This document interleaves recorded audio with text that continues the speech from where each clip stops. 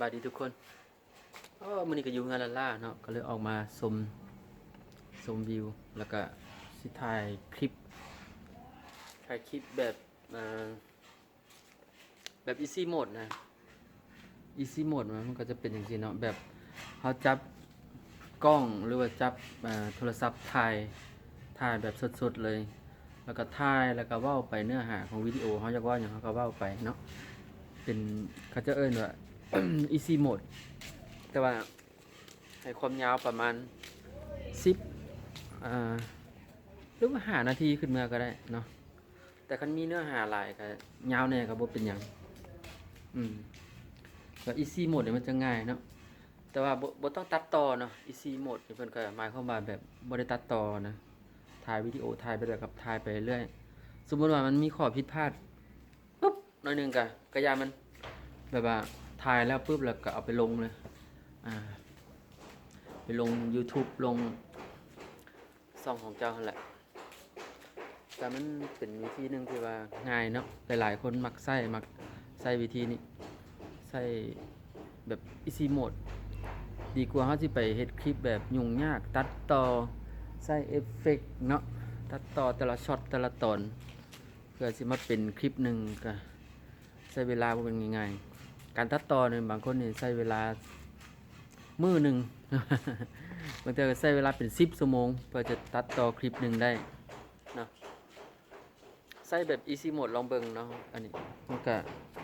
บ่เคยจักเทื่อเห็นแต่ทางช่องดังๆเขาเจ้ามักเฮ็ดแล้วก็คือว่าก็ผลตอบรับออกมาดีนะเนาะยอดวิวก็ดียอดวิวดีนะแล้วก็คนเข้ามาเบิ่งก็แบบง่ายๆแบบคนต้องการเบิ่งแบบว่าวิดีโอแบบเรียวนะแบบของจริงอะนะแบบบ่ได้ตัดต่อก๊อบปี้บ่ได้ก๊อบปี้บ่ได้ตัดต่อบ่ได้แต่งแบบนั้นน่ะเดี๋ยวนี้ยุคนี้สมัยนี้นี่คนเขาเจ้าต้องการเป็นอย่างที่ว่าเป็นความจริงแบบอ่าแบบที่ว่ามันสมจริงมันภาพจริงๆภาพบ่ได้ตัดต่อหลายกว่าที่จะไปเบิ่งวิดีโอแบบแต่งแบบฉากถ้ามันเป็นหนังเนาะเป็นหนังเรื่องหนังในโรงมันก็อีกแบบหนึ่งอันนี้มันคลิปเพียงเป็นคลิปพอเพียงเนื้อหามันดีเนาะเนื้อหามันดีมันสามารถลงได้ลงคลิปได้ก็มีคนเบิ่ง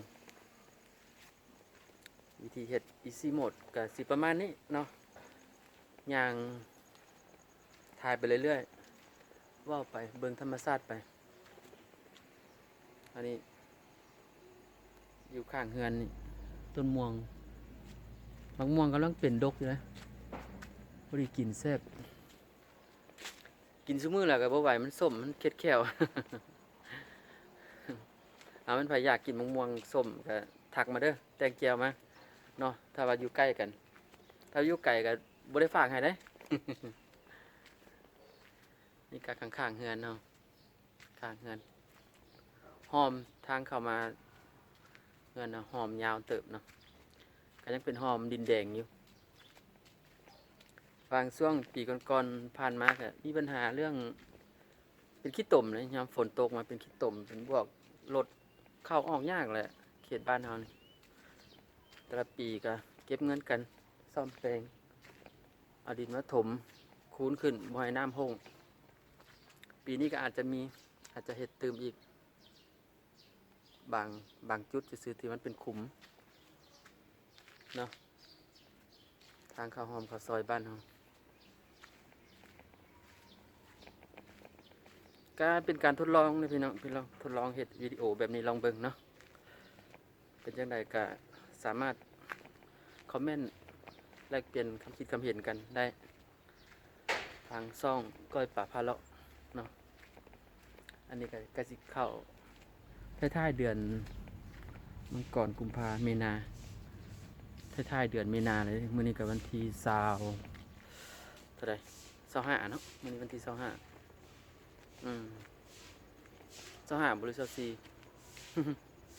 24นั่นแหละเข้าเมษาปุ๊บแล้วก็ดอกคูณก็เริ่มเป็นอันนี้บ่ทันเข้าเดือน4ฉะนั้นบ่ทันเข้าเมษานี่ดอกคูณเต็มเลยเห็นบ่ดอกคูณเอางาม อืม